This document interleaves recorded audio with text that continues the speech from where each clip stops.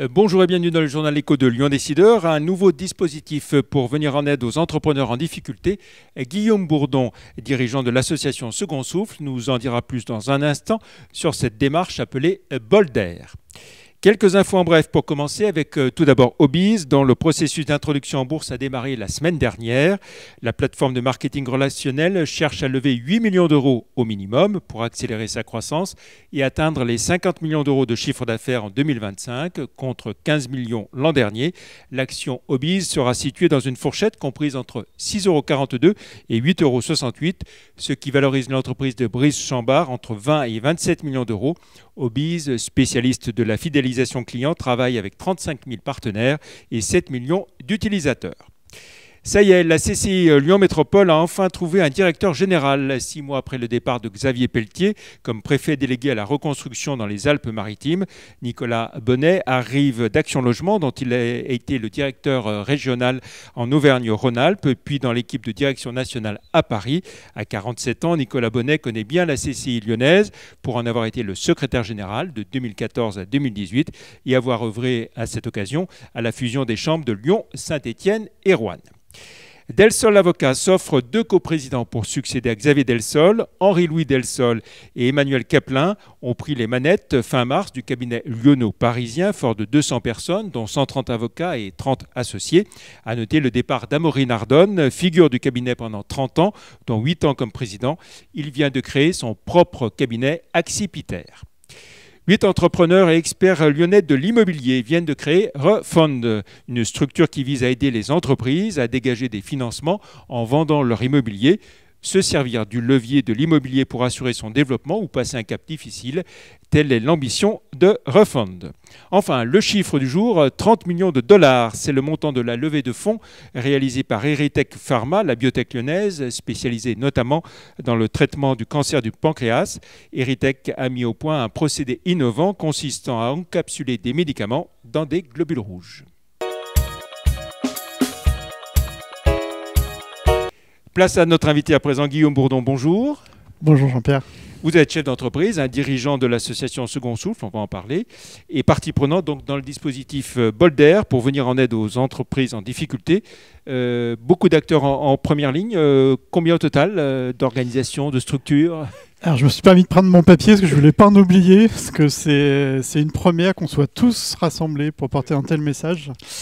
Donc je vais me permettre de les lire pour pas en laisser de côté. Donc la préfecture du Rhône, le tribunal de commerce du Rhône, de Lyon, la DRETS Aura, la DRFIP, la CPME Rhône, le MEDEF Lyon-Rhône, la CCI Lyon Métropole Saint-Étienne-Roanne, la CMA Lyon-Rhône, le barreau de Lyon, le centre des jeunes dirigeants, l'ordre des experts comptables Auvergne-Rhône-Alpes et nous, Second Souffle Lyon. Voilà, donc ça fait beaucoup de monde. Alors le point de départ de Bolder, c'est quoi? Déjà un numéro de téléphone et des permanences qui sont organisées chaque semaine à l'ordre des experts comptables? Alors, c'est un numéro vert, effectivement, et une permanence qui est le 3e jeudi de chaque mois, pour commencer. 3e jeudi de chaque mois, d'accord. Pour commencer, le 3e jeudi après-midi de chaque mois.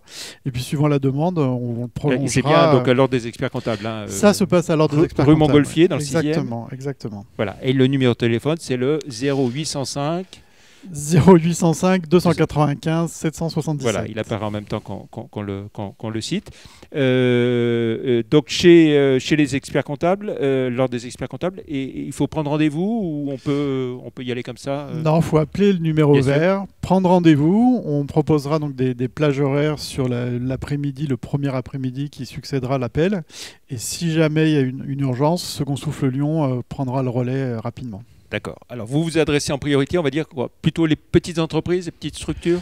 Oui, essentiellement parce qu'en fait, les entrepreneurs de structures moyennes et plus importantes sont souvent entourés, ont souvent des conseils, ont souvent tout un tas de personnes autour d'eux, ce qui n'est pas le cas dans les TPE où ça repose souvent sur les épaules de l'entrepreneur.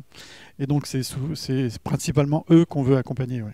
Alors, on sait qu'il y a déjà des initiatives qui ont été prises par tous ces acteurs, notamment à l'échelle du Rhône et de la Loire. Qu'est-ce qu'il y a de plus avec ce dispositif aujourd'hui ? Ce qu'il y a de plus, c'est, je dirais, l'ensemble des intervenants au même endroit le même jour. Et pour un gain de rapidité, c'est-à-dire qu'une fois que l'entrepreneur a passé son coup de fil, qu'on a validé qu'il était au bon endroit, qu'on lui propose un rendez-vous. Second Souffle Lyon fait une sorte de pré-rendez-vous pour qualifier la demande et tout de suite va l'orienter vers les experts qui seront présents lors de cette permanence. Donc toutes les personnes dont j'ai cité le nom seront présents et auront quelqu'un à disposition donc pour aller très très vite dans les réponses à leur apporter, quoi. Voilà, pour voir si c'est plus un problème vraiment financier, de trésorerie, de... C'est ça, fiscal, URSSAF, voilà. D'accord. Vous-même, alors, donc, Guillaume Bourdon, vous dirigez Second Souffle, une association qui accompagne les entrepreneurs en difficulté. Quels enseignements tirez-vous de ces 14 mois de crise sanitaire ? Je dirais que l'incertitude, c'est quelque chose qui c'est habituel chez l'entrepreneur. On vit avec l'incertitude. Seulement, ça fait bientôt plus d'1 an. C'est long, c'est pesant. Et au bout d'un moment, tout ce poids se transforme en crainte, en doute. Et le risque, c'est l'isolement. Parce qu'on sait très bien qu'une fois que l'entrepreneur est isolé, on le perd de vue. Il ne va pas lever la main pour dire « aidez-moi, j'ai un problème ». Et le gros risque, il est là. Donc nous, notre inquiétude, c'est ça. C'est que plus c'est long, plus on tombe dans des situations qui sont totalement complexes. Et la possibilité d'anticiper devient de plus en plus difficile, quoi. Alors, au niveau de Second Souffle, comment est-ce que vous êtes organisé? Comment est-ce que vous fonctionnez? Alors, Second Souffle Lyon, donc on existe depuis janvier 2013. J'ai créé l'association suite à une liquidation d'une entreprise personnelle. On fonctionne par binôme. On a chez nous ce qu'on appelle des antilopes. C'est le petit nom qu'on a donné à nos accompagnants. On fait des binômes pour accompagner les entrepreneurs. Chaque fois dans des situations qui sont tout le temps différentes, le seul prérequis, c'est que l'entreprise doit toujours exister. Après, il y a 60 000 rebonds, un autre acteur local très fort et qui prend le relais quand l'entreprise n'existe plus. Nous, on est avant cette finalité d'entreprise, on va dire, et on propose avec nos binômes des accompagnements sur du plus ou moins long terme en fonction de la situation, et aussi ce qu'on appelle un groupe oxygène, c'est-à-dire rassembler 4-5 entrepreneurs en activité autour de lui sur une question précise pour lui amener de l'énergie, de l'ouverture, du réseau, etc., quoi. Ce qu'on souhaite, nous, c'est vraiment rompre l'isolement, organiser le potentiel chaos et baliser le chemin pour qu'ils puissent retrouver un second souffle. Justement, alors vous avez évoqué 60 000 rebonds. Est-ce que votre action est comparable à la leur? Vous avez expliqué que eux, c'est une fois qu'il y a eu liquidation. Ouais. Est-ce qu'il y a d'autres différences? Eux, ils sont... Alors, j'en ai jamais bénéficié, mais on se connaît très bien et on travaille régulièrement ensemble. Donc, je fais ça sous couvert que Guillaume Mullier m'appelle pour me dire que j'avais pas dit ce qu'il fallait. Mais eux, ils sont vraiment un système de coach. Oui. Et ils ont un système d'accompagnement qui est sur du plus long terme, qui doit durer aux environs de 2 ans, il me semble, la moyenne des accompagnements. Nous, c'est beaucoup plus court parce qu'on est dans une situation d'urgence, souvent. Trop souvent. L'anticipation est difficile dans ce genre de situation. On a naturellement plus l'envie de faire l'autruche que de lever la main en disant je vais pas très bien, venez m'aider, quoi. Donc nous, on est sur des temps plus courts, eux sur des temps beaucoup plus longs pour que la personne puisse retrouver une nouvelle énergie. Vous l'évoquiez tout à l'heure, hein, cet isolement du chef d'entreprise. On sait que, alors, a fortiori en difficulté, il a peut-être pas envie de venir parler de ses difficultés. Comment est-ce qu'on arrive à faire en sorte qu'il se manifeste ou il fasse partager ses difficultés, enfin... Eh ben, c'est le principal enjeu depuis 8 ans. C'est changer un peu les mentalités. Montrer que s'il y a quelque chose à retenir, c'est d'avoir osé essayer de monter son entreprise. C'est surtout ça. Après l'accident, l'échec, on n'utilise quasiment plus le mot échec, mais l'accident, on va dire, peut intervenir à n'importe quel moment de la vie d'une entreprise, pour des raisons conjoncturelles comme actuellement, ou pour plein d'autres raisons. Mais c'est pas grave, entre guillemets, la vie d'une entreprise n'est jamais linéaire, il y a des hauts, il y a des bas. Ce qui est important, c'est d'avoir conscience qu'à un moment donné, on n'a pas forcément les solutions, qu'on peut se retourner vers des pairs pour trouver des réponses, trouver des gens d'expérience, qui vont essayer de les accompagner, de leur transmettre un peu ce qu'ils ont appris et de les aider dans ces moments-là. Donc, faut rebâcher, expliquer qu'il n'y a absolument aucune honte à lever la main pour dire là, j'y arrive pas, quoi. Oui.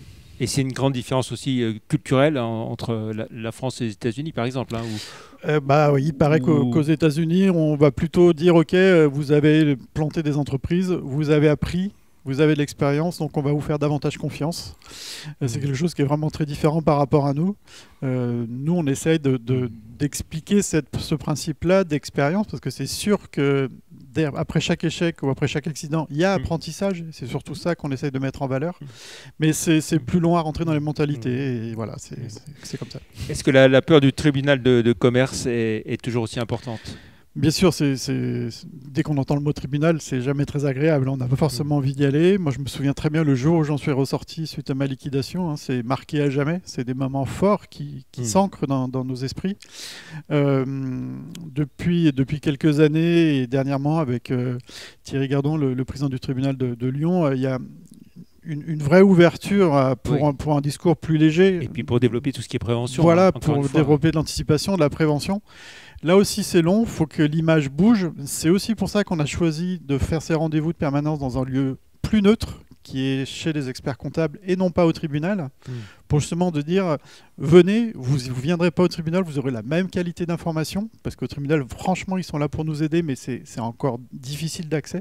Ça va l'être de moins en moins. Et là, chez les experts comptables, c'est un lieu neutre. On est là vraiment pour accueillir les entrepreneurs et les aider. Quoi. Oui. Sachant que si on va au tribunal, ce n'est pas forcément pour déposer le bilan, non, ça peut être aussi pour procédure ad hoc. Voilà, il y a des procédures, la conciliation, qui sont totalement là aussi confidentielles et surtout qui permettent d'anticiper et qui sont malheureusement pas très utilisées par les TPE alors qu'elles y ont tout à fait accès. Quoi.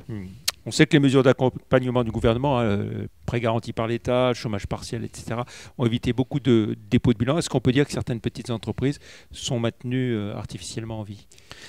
Oui, je pense qu'on peut dire ça. Je pense que malheureusement on peut dire ça. Comment je pourrais dire ça l'entrepreneur d'une TPE, c'est vrai qu'il va rapidement craindre pour sa santé, pour son environnement familial, etc. Et peut se dire, ok, je bénéficie un petit peu d'aide. C'est toujours ça de prix, ça me permet de gagner un peu de temps. Sursis, oui. Alors que malheureusement, c'est peut-être le mur qui est derrière, qui est un peu caché, mais qui va vite ressurgir. Donc, le stress est vraiment très fort dans ces moments-là, quoi. Et on se raccroche un petit peu à tout ce qui peut nous permettre de passer ce cap. Est-ce qu'avec ce début de déconfinement la semaine prochaine, vous avez le sentiment que les entreprises notamment commencent pour certaines à voir le bout du tunnel ?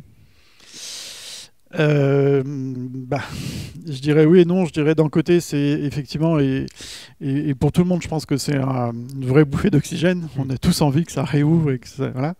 Et en même temps, je pense que pour d'autres entreprises, c'est de se dire, ok, ça veut aussi dire plus de subventions, plus d'aide, et derrière, il va falloir faire face à l'activité.